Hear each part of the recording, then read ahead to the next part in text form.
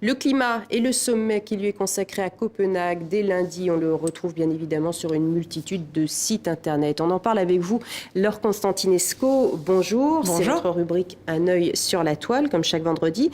Et on commence donc le tour d'horizon de ces sites qui coordonnent la mobilisation citoyenne à travers le monde.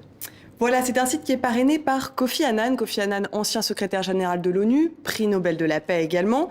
Le slogan du site, c'est tic, tic, tic. En français, on dirait tic-tac, le bruit d'une horloge. Puisqu'en clair, l'idée, c'est l'horloge tourne. Il est urgent de trouver aujourd'hui un accord global et ferme sur le climat. Alors, on est tous appelés à rejoindre ces alliés du climat en ajoutant nous aussi notre tic à cette horloge planétaire. On peut envoyer une vidéo, vous le voyez ici, on peut envoyer une photo, on peut envoyer un texte et on participe comme ça à cette espèce de pétition gigantesque en ligne.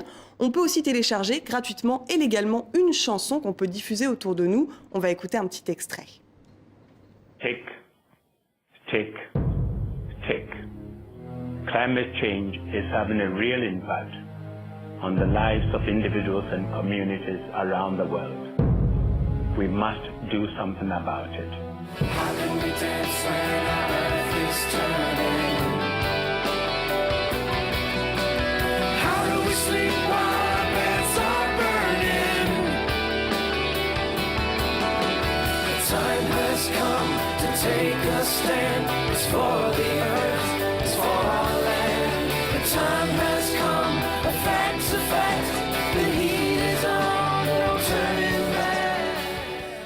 Voilà, vous aurez reconnu, je pense, le tube de Midnight Oil, chanté ici par une soixantaine de stars du monde entier. Cette chanson est donc à télécharger, à diffuser et sur le site aussi à dispo toute une panoplie pour vraiment faire campagne sur Internet, des vidéos, des bannières, des visuels. Donc si vous voulez devenir web manifestant à quelques jours de Copenhague, c'est là que ça se passe. Très bien. Toujours sur le thème du climat, vous avez découvert une animation qui met en parallèle le monde de l'industrie agroalimentaire et le monde de l'informatique. Voilà, c'est un peu étonnant, mais vous savez que l'élevage représente une grande part des émissions de gaz à effet de serre, 14%, pardon.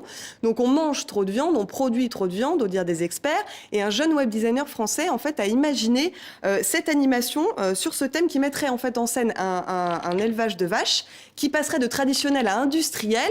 Donc, on veut produire toujours plus vite. Donc, l'idée, c'est qu'on manipule génétiquement les vaches, qu'on commence à les cloner et que là, le système s'emballe complètement. Et tout ça sur le thème, comme si on était depuis un ordinateur. Regardez un petit peu ce que ça donne.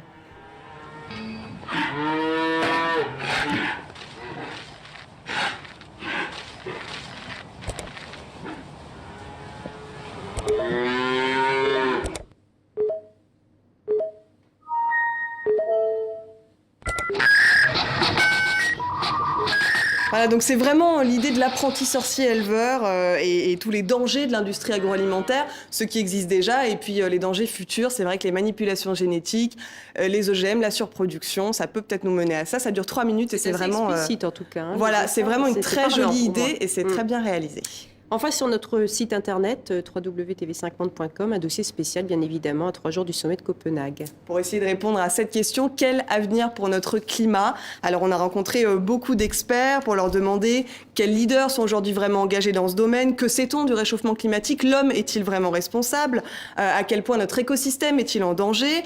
On a aussi un zoom sur l'Inde, qui est avec la Chine, l'autre poids lourd des pays émergents, qui va vouloir avoir son mot à dire à la table des négociations de Copenhague. Et puis un zoom sur l'énergie nucléaire, qui est une énergie propre ou pas, vous le saurez en lisant justement nos interviews et notre controverse. Et puis dès lundi, on suivra au jour le jour évidemment le sommet sur le site avec nos envoyés spéciaux au Danemark. Merci beaucoup Laure Constantinesco, à la semaine prochaine. À la semaine prochaine.